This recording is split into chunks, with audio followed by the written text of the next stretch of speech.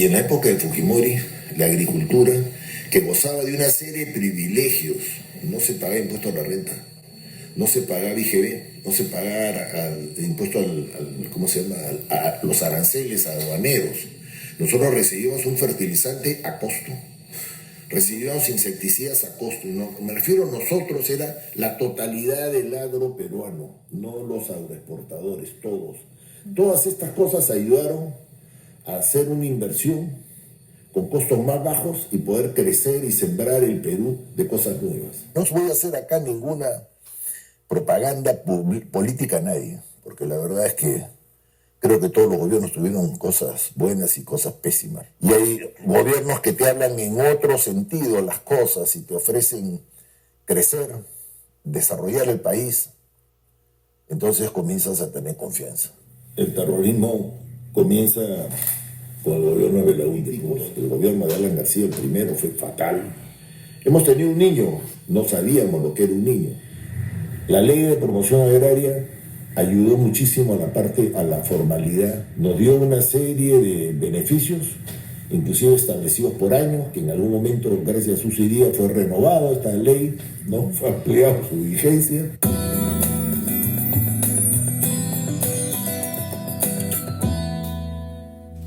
Hola amigos de Agronegocios Perú. Hoy día continuamos contándoles algo más de la historia de éxito de la agroexportación peruana. Lo que hubo detrás de estas cifras de crecimiento cada año, 11.000 millones de dólares anuales, y cómo se gestó, quiénes fueron sus impulsores, qué gobiernos colaboraron.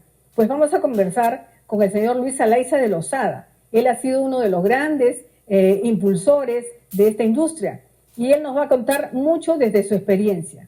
A ver, si nos remontamos un poco a los cultivos, que fueron los iniciadores de una etapa de producción para exportación, tendríamos que irnos posiblemente a uno de ellos, el espárrago, ¿no? Entonces estamos hablando ya de cultivos permanentes. Con el espárrago habían ya cítricos, simplemente se adaptaron los cítricos a variedades con interés comercial, ¿no? Y eran también cultivos permanentes. A eso ya existía algo del mango, y digo algo porque inicialmente entiendo que cuando se hizo la irrigación de San Lorenzo, en las parcelas que se distribuyeron, se entregaron, se vendieron, en esta irrigación que entiendo que fue de la época del presidente Prado, así en los años 50 y algo, cada parcela ya tenían plantas de mangos sembrados, ¿no? Ahí se conoció el Kent, el Jaén, que fueron los que más o menos nos hicieron conocer que más allá de ese mango que conocíamos iqueño, el mango chupar, ¿no? Existía un mango más grande, uno de carne, el mango papaya, le decían algunos, y se sumaron algunas ofertas que ya teníamos. Posteriormente ingresó la palta como parte de la oferta exportable, y todo esto hace que la inversión que se puede hacer en una agricultura de producción permanente tiene que contar con un marco jurídico que respalde y que garantice la seguridad de la propiedad de la tierra. Veníamos de una reforma agraria. Yo llegué aquí a Cañete, bueno, yo llegué cuando tenía 1 año de edad, y acá me he criado. Soy parte de mis 9 hermanos. Mi padre me puso desde muy joven, me dio la oportunidad de interesarme por el campo, poniéndome a trabajar, a hacer diferentes labores. Y después, en el año 1970, se declara ya zona de reforma agraria Cañete, o la región Lima, en este caso, que era la 4ª región, así se llamaba en la época del general. Y compré estas tierras que eran de un hermano mayor de mi papá, lo que me dio todas las facilidades. O sea que tengo, ahora el 18 de agosto, hace nada, cumplí 54 años acá. Entonces yo me inicio con cultivos tradicionales, con algodón, 25% del área para llevar, que era camote o era maíz. Nadie se metía a cultivos caros, que como podía ser papa o camote, eran muy raros. Pero cuando la reforma agraria se enfría, que es a final de Morales Bermúdez, que es cuando Morales Bermúdez baja el área, inafecta a 50 hectáreas, cosa que no se llevó finalmente a cabo, pero sí fueron notificados algunos propietarios en Chincha específicamente de que tenían que entregar voluntariamente todo el área superior a las 50 hectáreas que tuvieran, porque ese era el nuevo límite de propiedad de tierras. Eso se enfría, viene el gobierno de Belaúnde y esa ley de Morales Bermúdez y ley original del general Velasco queda encarpetada, pero no se deroga. Viene el gobierno de Belaúnde y no se deroga. Viene el gobierno de Alan García y no se deroga. Y recién la ley de reforma se deroga cuando entra el gobierno de Fujimori. No voy a hacer acá ninguna propaganda política a nadie, porque la verdad es que creo que todos los gobiernos tuvieron cosas buenas y cosas pésimas, ¿no? Entonces, no viene el caso. Y teniendo la garantía de la propiedad de la tierra, tienes la seguridad de poder arriesgarte a hacer cultivos permanentes, ¿no? Hacer una inversión. El espárrago es más rápido, en un año estás comenzando a cosechar, pero en cítricos, en paltos, calculas no menos de 3 años para iniciar recién la producción de lo que has sembrado. Entonces, si tú tienes una seguridad jurídica en el tema de la propiedad de la tierra, te arriesgas. Cuando ves que hay un cambio en el país para darte mayores garantías y hay otras ideas y hay gobiernos que te hablan en otro sentido las cosas y te ofrecen crecer, desarrollar el país, entonces comienzas a tener confianza. Yo comencé a hacer cultivos permanentes en el año 80. Yo tuve mi inafecto en el año 75. Desde el 75 al 80 simplemente comencé a sembrar un poco más de cultivos más costosos, como la papa. A mí la papa realmente me dio un muy buen resultado, pero era todo interno, hasta que comencé a hacer cítricos, ¿no? Cuando hicimos cítricos en el año 85 aproximadamente, 84, vino Fernando Buen, que creo que, y lo voy a nombrar a aquellas personas que yo creo que fueron líderes en este tema de la exportación, por lo menos en los cultivos que yo participé. Yo he tenido como cultivo de exportación cítricos, mandarinas específicamente. He tenido paltos, palto Hass.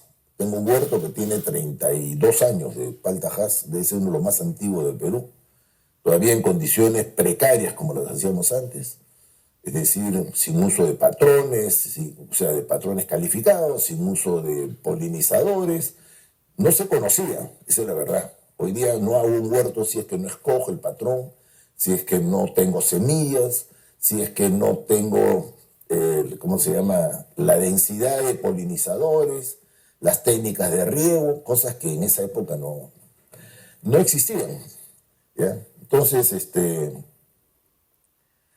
el otro cultivo que hicimos, que eran cultivos ya de corto plazo, era brócoli. Acá sembrábamos una época bastante brócoli, porque fuimos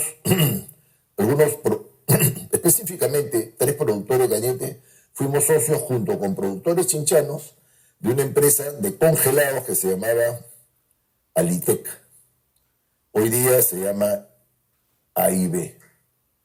Alitec fue propiedad de productores y de una empresa que era COSAPI. Y se dedicaba al congelado de espárragos para exportación y a brócoli para exportación y otros cultivos de menor importancia.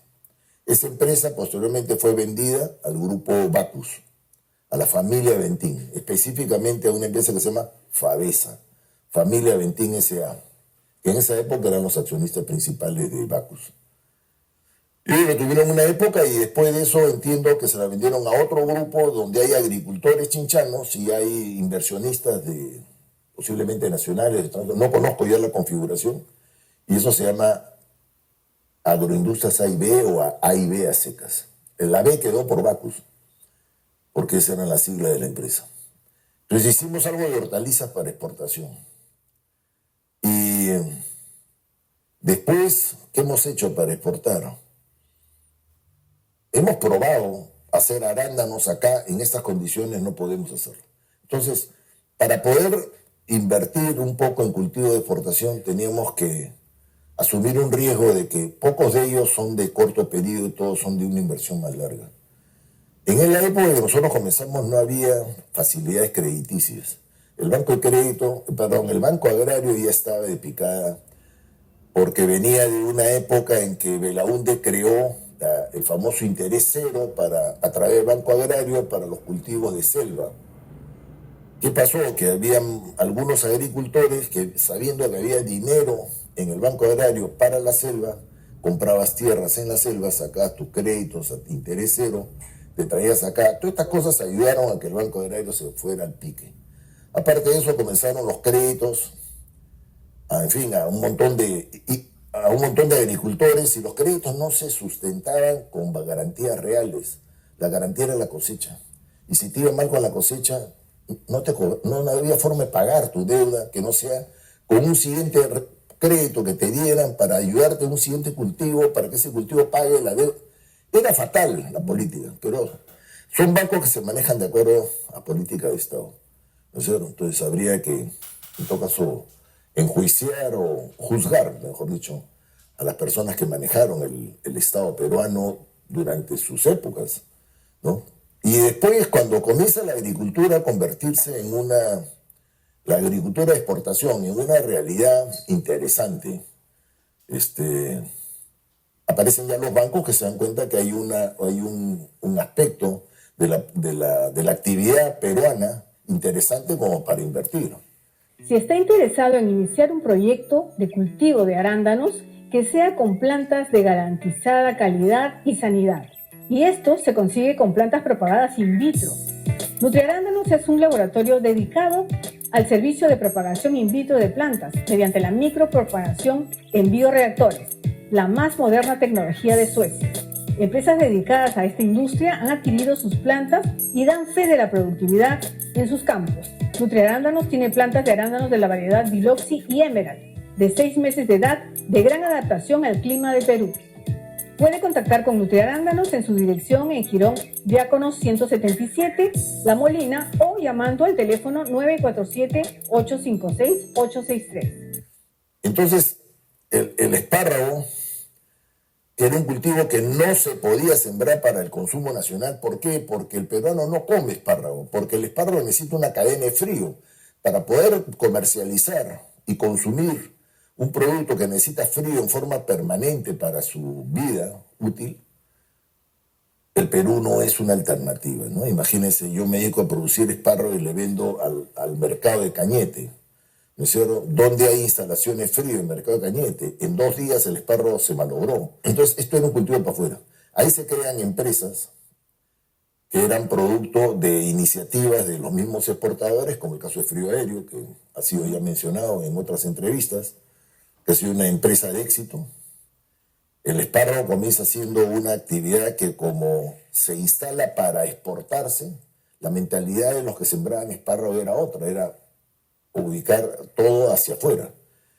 Y ahí es donde se forma el IPE. Yo me acuerdo haber asistido a una reunión en Ica, donde fui con 2 agricultores de Cañete, a la presentación de lo que iba a ser el IPE, el Instituto Peruano del Espárrago. Fue en el auditorio de la Asociación de Agricultores de Ica, en un agosto, me acuerdo clarito, porque era el mes más frío que tenía Ica, y era fatal el frío que supimos. Y fue el ministro Muñante, que era el ministro de Agricultura de ese entonces. Fue Muñante, fueron otros agricultores de otros valles, me acuerdo que estaba en esa época Chato Labarte, bueno, había gente de Chincha, de Ica, ¿no? ¿Ese fue el primer gremio? No, y le voy a explicar por qué no. Nada más, es un detalle, es una anécdota.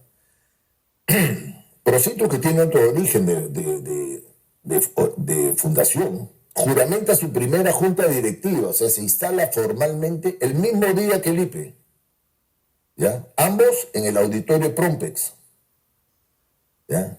La primera juramentación era la directiva del IPE, y en el segundo horario juramentaba la directiva de Procitrus. Pero resulta que el IPE prefirió esperar a que pudiera estar presente Ricardo Márquez, que era segundo vicepresidente de la República, ¿no? Que fue uno de los políticos de la época que se interesó mucho en apoyar este tipo de cosas, ¿no?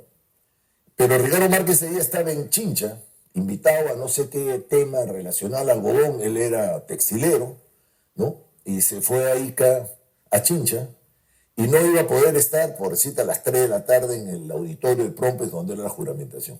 Entonces avisaron y postergaron la juramentación ponte a las 6 de la tarde. Nosotros teníamos horario de juramentación a las 4 de la tarde. Y cuando nosotros hemos llegado, me incluyo porque yo juramentaba como presidente, y llegamos a juramentar, nos dimos cuenta que, oye, ¿dónde están los del IPE? No, que los han postergado porque quieren esperar a Ricardo Márquez ya más tarde. Juramentamos nosotros 2 horas antes que ellos. Entonces, si hay que poner la partida de nacimiento de cada uno, nacimos el mismo día, pero nosotros 2 horas antes. O sea, le ganaron por puesta de mano. Sí, así es. Y te voy a decir algo, yo era parte del IPE como productor de espárragos, y un día me enteré que no era parte del IPE. Y esas cosas tienen mucho que ver a veces con la forma en que tú manejas un gremio, ¿no? Y es importante que los gremios tengan siempre contacto, actividad y sean promotores y tengan la capacidad de convocar a sus socios, ¿no? No solamente ser un gremio con un rótulo o ser presidente eterno de un gremio, eso es fatal, porque eso significa que ya no es el gremio. Cuando tú dices, ¿de quién? A la asociación de Pepe Pérez. No. Y en lugar de decir la asociación de ciruelas de Perú, ¿no? No, la tienes que identificar con la persona, porque tiene tantos años esa persona en el gremio que ya cambia el nombre del gremio. Entonces es la asociación que preside este señor hace años. Entonces, si no hay renovación en un gremio es porque no hay participación de sus socios en la vida del gremio, no hay interés por aportar, por colaborar. Nosotros cuando hicimos los estatutos de Procitrus, una de las cosas que pusimos era la posibilidad de hacer un segundo periodo, pero no pasar de 2 periodos continuos de una presidencia. ¿Ya? Primero porque podías haber iniciado un proyecto que en 2 años no lo culminas o haberlo comenzado al año y ni un año no lo terminabas y la continuidad era importante. Pero aparte de eso, porque querías que hubiera renovación, ¿no? Entonces en Procitrus hemos tenido por una cosa ya de tradición 4 años, o sea, 2 periodos de cada presidente, ¿no? A mí me sucedió Miguel León, después vino Antonio Gainza, después vino Renzo Carlini, después vino, en fin, no voy a olvidar de los que vinieron, estuvo Ricardo Polis, en fin. Bueno, sí. hoy día tenemos a César Pesquera en su segundo periodo ya, en su segundo periodo. Entonces, la vida de un gremio depende mucho de la dirigencia, ¿no? De la actividad que haga con sus asociados. Sí. Pero en fin. Ahí quiero preguntarle algo. Antes de empezar con esta época de los gremios, también teníamos en el país el problema del terrorismo.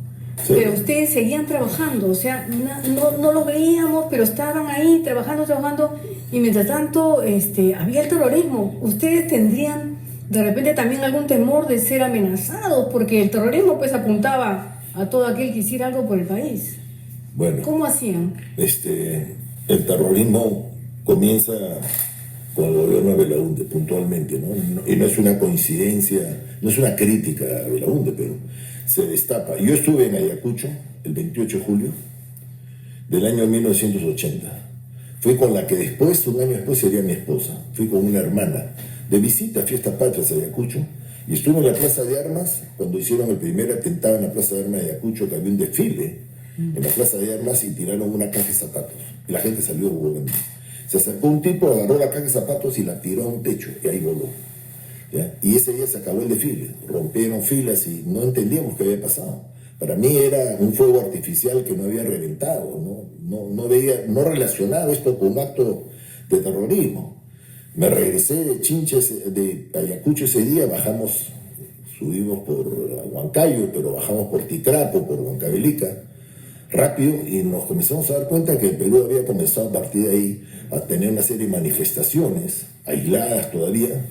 Ahí es donde aparece el famoso ministro del Interior, La Jara, que le decían La Jarita, que era un personaje de baja estatura, y que hablaba de que eran avijeros, y que no había terrorismo, que no había guerrilla, en fin. Lógicamente nosotros le creemos al vocero del gobierno, pero después te vas dando cuenta hasta dónde estaba equivocado este señor. Mire, en la agricultura nuestra, la que está más, nuestra me refiero a los que estamos más involucrados en temas de agroexportación, yo creo que quiero recordar a dos personajes que fueron malamente, bueno, en todos los casos son malos, pero que fueron, es lamentable recordar, pero uno de ellos fue Puigros, que le hicieron un juicio popular en su chacra delante de sus trabajadores y lo mataron, le dieron un tiro de gracia, lo declararon culpable, obligaron a la gente que se pronuncie, sino, bueno, el otro era el pisqueño de Bernardis, sí, Lucho de Bernardis. O sea que Sí han habido dos personas que han sido víctimas para nosotros creo que han sido un poco los mártires, porque ese tipo de acciones nos puso en alerta a la defensiva a muchísimos que vivíamos en nuestra chacra, porque si yo fuera un agricultor que me voy todos los días en la mañana a mi chacra y regreso, por lo menos no duermo, ¿no es cierto? Pero gente que vivía en su chacra, que vivía con sus familias, comenzamos a tener que tomar otras acciones, ¿no? Yo muchas veces llegaba tarde en la noche y me metía una raya en el huerto de mandarinas, cerraba mi ventana y tiraba a dormir. A veces me han encontrado durmiendo en el peaje de Bujama, porque no tenía ganas de llegar a las 10 de la noche a Cañete. Y me quedaba a dormir ahí, y los amigos que pasaban a las 6 de la mañana rumbo a Cañete, me tocaban el claxon, me despertaba y seguíamos. Pero no han sido momentos... Fueron los años difíciles. Es parte de los años difíciles. Yo creo que la agricultura, por lo menos, desde el año 80, por decirlo de una manera, pasamos la época negra, que era sobrevivir a la tenencia de la propiedad, que han sido los años que estuvo el gobierno militar y que la ley estaba vigente. Pero después de eso, hemos tenido un niño en el año 82. Para mí fue gravísimo el niño. No sabíamos lo que era un niño. Cuando llovía acá, cuando teníamos un calor insoportable, ahora estamos acostumbrados porque acabamos de salir de un niño, más grave que el del 82, pero estamos más preparados. El niño del 82, el niño del 98, y voy a citar los tres más graves, por lo menos para la agricultura, y el tercero fue el niño que acabamos de salir en mayo recién de este año, que apareció el frío, y bueno, hoy día salir a un campo te mareas con el olor a los azares de flores que hay hoy día en los huertos, porque los huertos están llenos de flores gracias al frío, por lo cual deberíamos tener una super cosecha el próximo año, ¿no?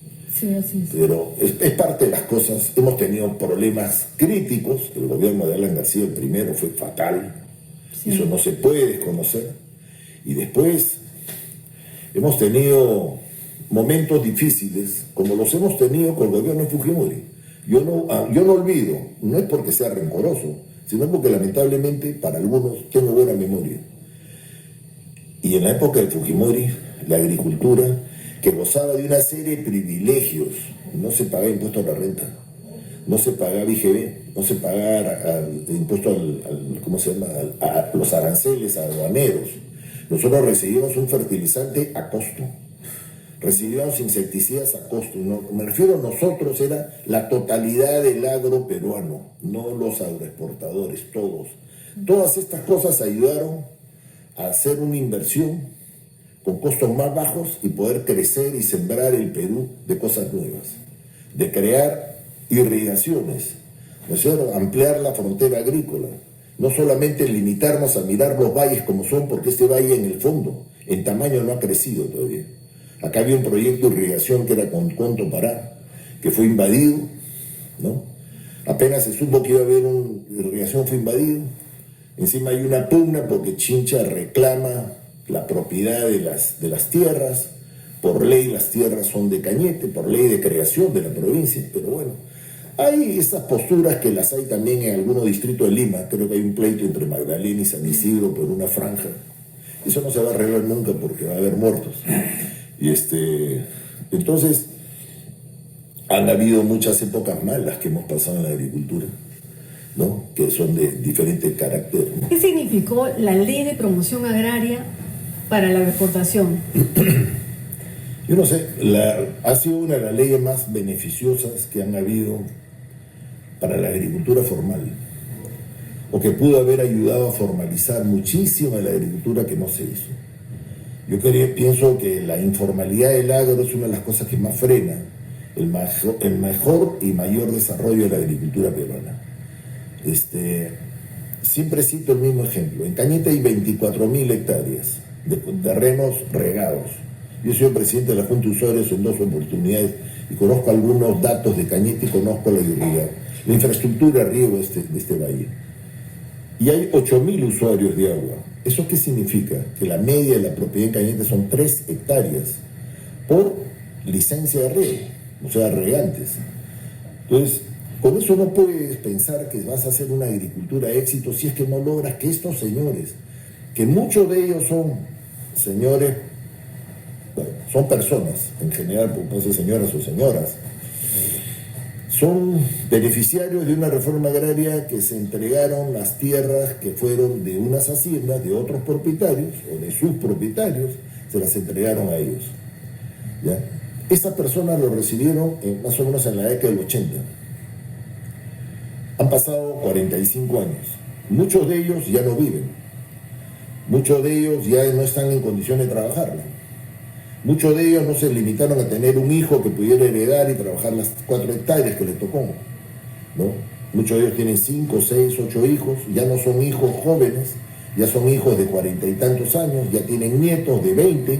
Entonces comienza a crecer la familia del propietario de 4 hectáreas.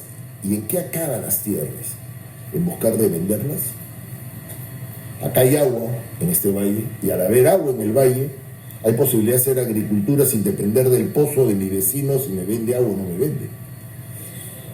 Pero también nunca ha habido un fomento a proyectos pilotos de asociatividad. Después de la reforma de las cooperativas, que fueron un proyecto de asociatividad muy mal manejado, porque creo que fue manejado más políticamente que técnicamente, hubo algunos intentos en lo que se llaman cadenas productivas, ¿no? Ha habido aquí, yo cito acá, yo he participado en una cadena productiva de palta en la quebrada de Pisco, de Guaitará hacia arriba, una cadena de producción de palta de 60 hectáreas, eran más de 60 propietarios, participaba un banco, participaba un vivero, participaba en este caso una empresa, que éramos nosotros, que damos la asesoría, el empaque, la comercialización. Al único estafado, porque el año que entramos a cosechar, llegamos con los camiones, las jabas para cosechar, y se les habían llevado la palta a la víspera. La víspera se habían llevado toda la cosecha y nadie había hecho una palabra. Se zurraron en ser parte de una cadena productiva que les había dado plantas, que les había dado asesoría. Te das cuenta que les estaba dando la posibilidad de entrar a un mercado con precios transparentes, no con precios inventados. Entonces, ¿sabes qué pasa? Hay un dicho que no sé si es un poco fuerte decirlo: al chancho solo lo castran una vez. Entonces a ti no te pueden hacer 2 veces lo mismo. Entonces, después de una experiencia como esa, dice, no entro más en una cadena productiva, se acabó. Entonces, este tipo de esfuerzos que valen la pena. Yo sé que La Calera, por ejemplo, tiene un programa muy interesante de asesoría y de comercialización de pequeños agricultores de palta. Me imagino que son en las quebradas de Chincha, hacia Huancavelica, o posiblemente algo en Pisco, no lo sé bien, pero lo fomentan, ¿no? Se promociona mucho esto. Y ese tipo de asociatividad, en muchos casos, ha acabado mal. Valle Grande, un instituto que pertenece a la obra del Opus Dei, ha tenido cadena de producción de maíz, de algodón, de manzana, de duraznos. De durazno quiero acordarme, en el año 81 perdimos un amigo en un accidente de carretera, Beto de Laura, un agricultor aquí en Cañete, y él participaba en un grupo grande que había comenzado a sembrar duraznos, y se iba a Lima a la parada a vender su durazno. Bueno, tuvo la mala suerte de encontrarse con un camión sin luces y se despidió de nosotros. Pero la ley de promoción agraria ayudó muchísimo a la formalidad, a la agricultura formal, de formalizarse. Nos dio una serie de beneficios, inclusive establecidos por años, que en algún momento, gracias a su día, fue renovado esta ley, ¿no? Fue ampliado su vigencia, Esas son ya las anécdotas del Congreso, ¿no? Que hoy día sobran. Y bueno, hay alguien que no le gustó que el agro crezca, hay alguien que le interesaba que el agro sea caldo de cultivo para sus fines políticos, como pasa con la minería, ¿no? Y esperaron que entre este señor Sagasti, de presidente, porque fue durante el gobierno de él, no durante el gobierno anterior ¿quién fue el anterior a Sagasti? Castillo. ¿No? Anterior a Sagasti fue Vizcarra. Vizcarra, ¿no? Es que han pasado tantos que hay que hacer memoria hoy día, ¿no? Es lo que pasa con el canciller hoy día, que ayer lo obligan a que, no lo obligan, pero se da cuenta que tiene que irse porque está ninguneado por su presidenta. Y con Sagasti se tiran abajo la ley. Y coincide también con estos paros que hay en Ica. Los paros de Ica son preparados, no son improvisados. Comienza la campaña de uva, que es el principal producto de exportación que tiene Ica, y me refiero a no el principal en términos de interés económico, ¿no es cierto? Y comienzan los paros ahí, a la salida de Ica. No cierran hacia Arequipa, no les importa, les cierran el barrio chino y bloquean la salida de los contenedores. Y eso lo repitieron después con el siguiente gobierno, con Castillo, lo repitieron con la señora esta que tenemos ahora, presidenta, ¿no es cierto? Entonces, se ha creado un pueblo hoy día en un desierto donde no había nada, y lógicamente un pueblo que tiene vida propia y que se dedica a eso, ¿no? En la mayor importancia. ¿Quién sabía qué cosa era barrio chino? Ya sabes quién es barrio chino porque es ahí donde se bloquean las carreteras. Entonces, ¿con quién nos reemplazan?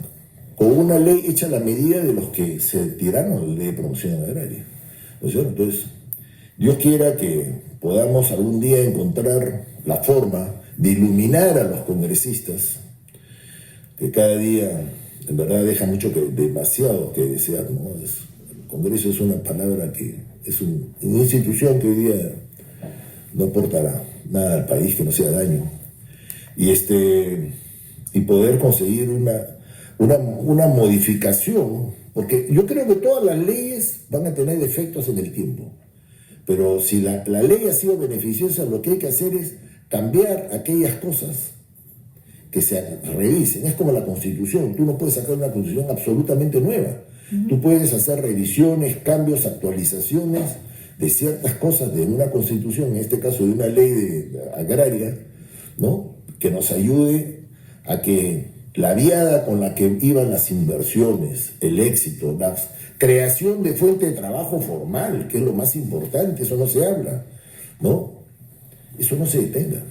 Es una ley creada para ayudar a formalizar al agro.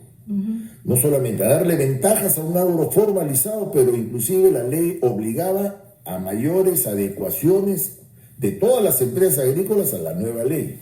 Porque la ley te da beneficios, pero a cambio de una serie de exigencias normativas, adecuaciones a cosas internacionales, a requisitos internacionales, etc.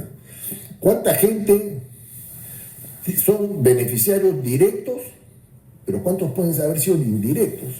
Por eso te digo, cuando comienzan las exportaciones a crecer, no solamente se hace a través de la producción de empresas formales. Muchas empresas formales tienen proveedores de producción a través de pequeños agricultores que por su tamaño no logran ser formales.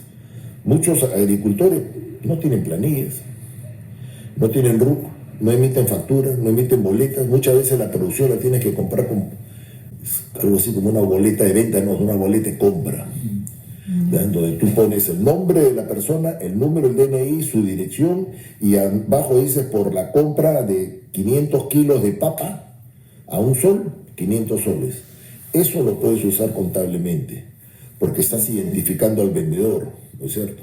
El vendedor es una persona que existe y en algún lugar la SUNAT, si quiere, puede ir y comprobar.